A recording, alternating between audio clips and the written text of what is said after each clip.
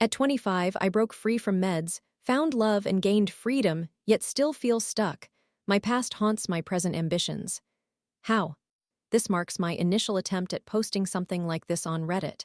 I have reviewed the guidelines, but please inform me if I make any mistakes. This is a throwaway account. This may end up being lengthy and meandering, so I apologize ahead of time. I recently turned 25. I received diagnoses of autism and attention deficit hyperactivity disorder at a very young age. Unfortunately, my mother, despite my firm belief that she cared for me, was not well equipped to raise a child like me. She typically had two responses to any issues related to my behavior: either complete leniency or consulting my doctors and therapists for guidance, often leading to a medication-based solution. Regrettably, this resulted in my upbringing lacking any form of discipline. It was always either, "Oh, he's on the spectrum, we must be patient," or, I will ask your doctor or therapist, perhaps those new medications are not effective." Each day, I took at least 6 different medications from 3 distinct categories, and to this day, I do not even know the names of any of them. It was irrelevant what they were. I was simply taught that my existence depended on them, which was not true. By high school, I started to recognize that these drugs were merely numbing me mentally and failing to address the real issues I still confront. I abruptly ceased taking them, stopped attending my mandatory therapy and medical appointments, which resulted in my losing access to health care. Surprisingly, my life only got better. However, the harm was already inflicted at that stage. After all, that was the sole approach proposed by every adult in my life. If there was a problem, the solution was to medicate it away. I was led to believe that any difficulties I faced were a result of my brain functioning differently. No one ever encouraged me to tackle these issues in a constructive manner. There was no teaching me how to use a checklist for essential daily tasks, nor establishing a method for me to feel at ease engaging in conversations with others. If the medications did not resolve the problem, then it was simply who I am. I often feel as though I was both excessively spoiled and profoundly neglected. Moreover, I relocated far too frequently as a child, moving to at least 10 different residences across 6 states. Much of this was due to my mother attempting to raise both me and my sister largely on her own. While I experienced an upper-middle-class lifestyle during her marriage to my stepfather, that relationship eventually failed. A significant portion of my childhood was marked by financial struggles and searching for an affordable place to live, especially since my mother was unable to find work. I am uncertain about the accuracy of that claim.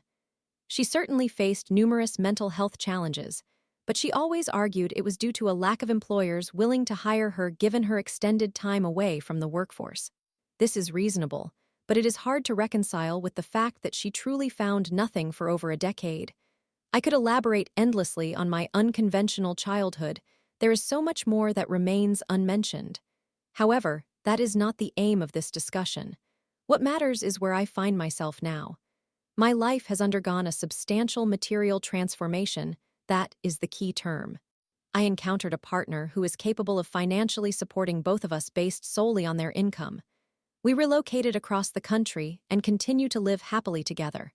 We share our home with 2 close friends, and this arrangement works wonderfully. We are all queer and neurodivergent to varying degrees, so I am surrounded by individuals who understand and accept me, even at my quirkiest. I possess everything that my younger self craved: disposable income, my own personal space, and companions who appreciate and love me for who I am rather than for who they wish I could be. The most crucial aspect of this narrative is my freedom. I have an abundance of free time. Although I work part-time, I am not nearly as busy as many others my age, for which I am incredibly grateful. Yet, here I am, sitting alone in my room at 4 a.m., filled with profound disappointment in myself because I aspire to achieve so much more. I am aware that I am capable of accomplishing more. I have always been a creative individual lacking in creative skills. My creative thoughts have remained confined to my mind, usually surfacing when I am attempting to sleep, showering, or when my mind is otherwise blank, which happens frequently. It was only recently that I ultimately determined what I want to pursue in life, transforming my creativity into an outlet and sharing it with the world. If only it were that simple. However, it is not. I recognize that acquiring almost any creative skill requires years of practice, and I am likely to struggle for an extended period. I must allow myself to be inexperienced before I can excel. I feel prepared to accept that. The notion that I am too old to begin does not discourage me. I know there are individuals who have started learning the skills I wish to acquire much later in life than I am. I am not concerned about not knowing where to begin. We live in an era filled with information, and there is a tutorial and community available for virtually every subject. It is not a lack of time or motivation. As I have mentioned, I possess plenty of both. I know I have no valid excuses. The issue lies in the fact that, while my material circumstances may be favorable now, personally, I still feel like the lazy, undisciplined child I have always been. I do nothing because I am able to get away with inaction. The only distinction now is how painfully aware I have become of it over the last year or so. This realization has led me to experience a prolonged mental breakdown. I no longer spend time with friends or engage in conversations to the same extent as before. I do not play video games as frequently as I used to. Much of my life over the past year has involved isolating myself in my room, scrolling endlessly through social media, playing an occasional game, and sleeping, with my routine interrupted only by the necessity of going to work from time to time. What have I accomplished during this extended period of isolation? I have confined myself within my own thoughts, which is where my only creative outlet resides. I am painfully cognizant of all my shortcomings, but feel utterly incapable of rectifying them. This has caused me to feel so detached from reality that I perceive my existence as though I am observing from a third-person perspective. All of this stems from my lack of discipline. Learning self-discipline is one challenge. Figuring out how to do it is entirely another, particularly when you have rarely experienced discipline from an authority figure throughout your upbringing. Now, I feel I have reached my breaking point. I am 25, and if I am fortunate, I have perhaps squandered a quarter of my life with nothing tangible to show for it. No higher education, no genuine career, no real skills, and nothing remarkable that I can take pride in. I struggle to determine whom to hold accountable for this situation. Should I blame my mother and the medical professionals for their inadequate guidance?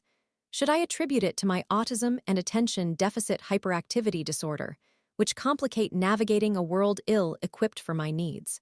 Or should I take responsibility for my own laziness and refusal to effect change? I genuinely do not know, but it would be reasonable to conclude that various factors contribute, with their significance likely varying in order. It is not as though I have made no attempt to improve my situation. I have tried to take that initial step toward enhancement multiple times, implementing strategies like using checklists and designating specific periods during my day for self-improvement and skill acquisition, among other efforts. Yet, I can never adhere to these plans because there are no genuine consequences for abandoning them. The most frustrating aspect. All that I have just articulated seems to vanish when I am at work. I swear, I transform into an entirely different person while on the job. In every position I've held, I have received accolades for my remarkable work ethic, dependability, and even minor aspects such as my attention to detail. This is the primary reason I recognize my potential to achieve so much more. Each time I clock in, I catch a glimpse of who I could become. Where is that version of myself when I desire to engage in the pursuits I genuinely care about?